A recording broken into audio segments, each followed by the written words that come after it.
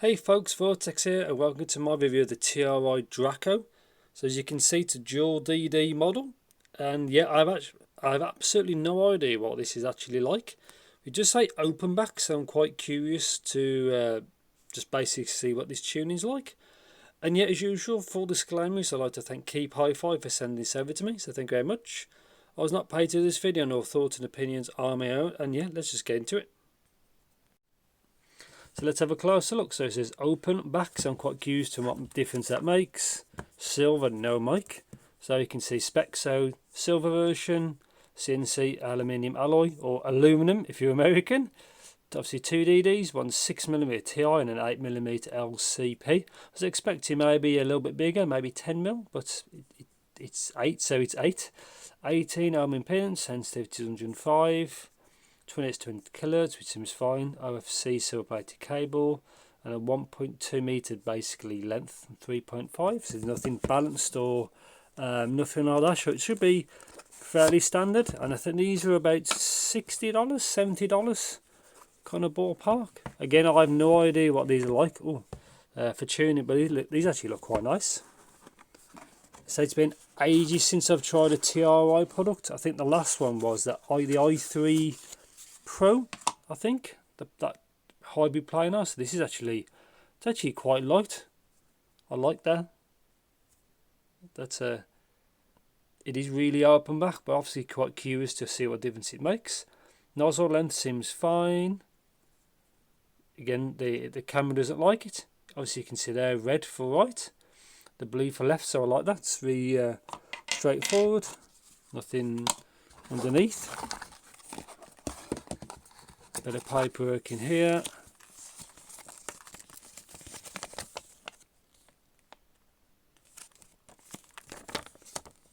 That's it, just notes. Earphone check warranty. Attention. Matters needing attention. I like it's just straightforward. The case is actually pretty good. I like that material.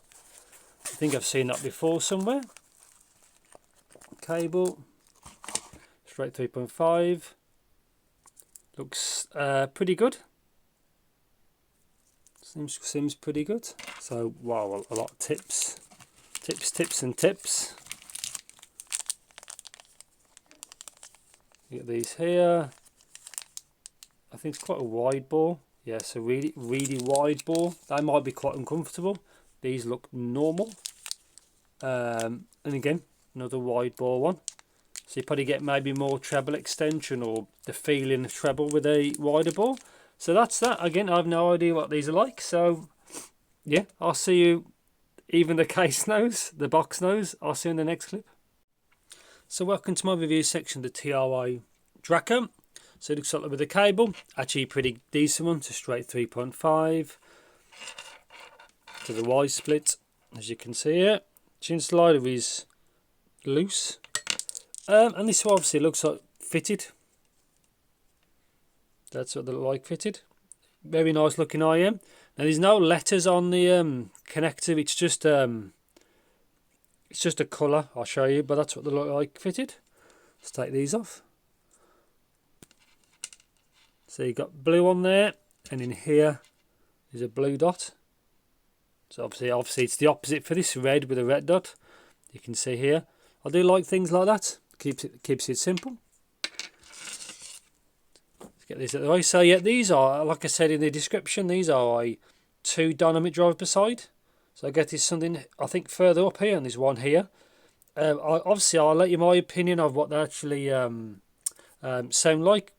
You know, if that makes a difference or not. Anyway, so pain sensitivity, I found these quite easy to power. I didn't really. Again, most of my testing was done with the topping E30, L30 combo, Mark 1 versions of those, because they changed it to 2. But anyway, works absolutely fine, no issues at all. Technicalities on this set I thought was actually as well okay. It could be better. I think it's because DDs, I don't think they can ultimately match planars or even a high quality BA set. But yeah, they're not bad. Resolution's not bad either. Again, they can't match planars, or a really good planar or balance arm set. So yeah, Timbre this set is actually okay. Fit and comfort is important. So that's the shape. I'll just take this tip off so you can have a better look. So that's the shape. Not bad actually. I tried it for a couple of hours at a time, and he was actually fine. You can see you got that much gap kind of before it touches anything. It's absolutely fine, really. Didn't really have any issues. Also, this is metal, so obviously it's still summertime here in the UK, so it's not really a problem with the heat. We live in a cold climate, just get my words out. And if you use this straight away, it obviously won't be that pleasant of an experience, really. So sound stage and imaging. So I think the stage on this set was actually it felt quite airy. I think the open back design helps. Obviously, it's never as good as, I think, earbuds or headphones, but it sounds bigger than I kind of expected. Or I was kind of expecting it because it's got ventilation, but sometimes these vents mean literally nothing, really. And imaging was actually okay on this set, so sound. So let's put the graph up so you can have a look. Now, as you can see in my set, there is an imbalance between the pair. I didn't really notice that, so I'll use them first and then graph them afterwards. I didn't really notice it. I only probably noticed sometimes where the sound was slightly more to the left, like ever so slightly. But I think if somebody didn't tell you, you probably might not have noticed. Now, I think if this was a brighter pair, you'd probably notice the difference more, or a faster pair like planar, maybe, I don't know. But I didn't really notice the imbalance. But I've seen somebody else's graph of this and it's the same, so I'll look into that. But anyway, sound wise, as you can see, it's probably like it's a classic, maybe a U shape. Now, again, I like electronic music, and these have really good slam for that. I think it's because it does bleed quite a lot into the mid range. Obviously, that's a negative. They can sound, I wouldn't say maybe a touch muddy. I think because of that, they do lack a little bit of clarity, bit of detail because of how it bleeds into the mid range. Again, it all depends on your listening genre. So for electronic music, I like the bass to come in early because it gives more slam, it makes things more alive, more impact. But if you like music to be a bit more precise, you don't want that. So you want it to be a bit thinner in the lower mids. You don't really want much bleed at all, really. But I like electronic music, so obviously I like a little bit of bleed. Anyway, you can see there's an imbalance, which is a shame. I didn't really notice until I graphed it. And then I listened to some music after it, and you could hear it slightly like more impact on the left, as you can see, because the left one is elevated. That's that. So upper mid-range, obviously female vocals on this set was fine. Male vocals sound thick. Obviously there's a bit of recession going on. EQ may help. But I kind of like the fun sound, what these are. And they're not that shouty either. So, yeah, vocals fine either way. So treble, no sibilance and nothing like that. There's no 8K coupler resonance with this set either, which is a bit strange. It's not a bad thing to see, really. Obviously, there is some gain in the lower treble, but I think because it has bass, these don't really sound shouty or aggressive. They sound fairly smooth. I think because there's a lot of bass, it helps offset the treble. As you can see, there's not much extension past like the 8K, 9K, 10K. Just drop off a bit, and there's that little bit of just that 15. Again, don't rely on these graphs past 10,000 really. But it didn't really seem like he's lacking any extension or anything like that. These are quite fun sounding. Again, treble, and if there's a lot of things going on, that's where you can trip up this DD set. I think that's where BAs or planar do better. But I think these being a dual DD set, it's a little bit more natural. And I do prefer this dual DD set over the Sangsu Nuan Envy. I forgot the name. The other dual DD from a few months ago. This is the better version of a DD set, I think, than that is really. Like for like. But yeah, I like my time with it. Quite fun.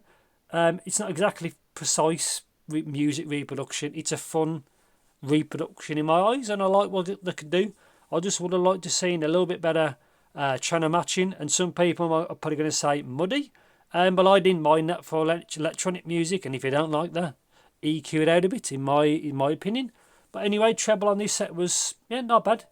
Not really many flaws. It didn't really excel anywhere. It was just a fun Fairly smooth listen, really. I didn't have any fatigue or anything. I think it's because one part kind of balances the other out. And that's it, really. Not much to say. So, conclusion, what do I think of the TRI Draco? Is I like my time with these. You get plenty of tips, as you can see. You get the case, you get a good enough cable. I like the fun-ish U-shaped tuning.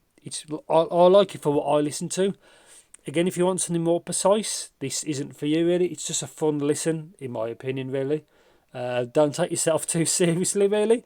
But if you want something more precise or more, probably get better.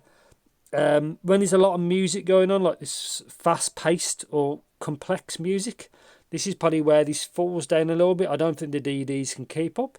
Again, you want an all-BA set or plain R set or something for those kind of music if you listen to that. But for normal casual music, it's absolutely fine. I like the shell design. So yeah, negatives are maybe a bit muddy. Two, channel matching, really. But again, I didn't really notice it. It's a little bit off. It's not wildly off. But yeah, for I think $60, I think these are. I enjoy my time with it. I think they're probably worth that. Again, like I said, a bit better than that Sangsu model with the dual DDs. I forgot the name. And I think that's it. So if you think I missed anything, let me know in the comments. Thanks for watching. Take care. And I'll see you in the next video.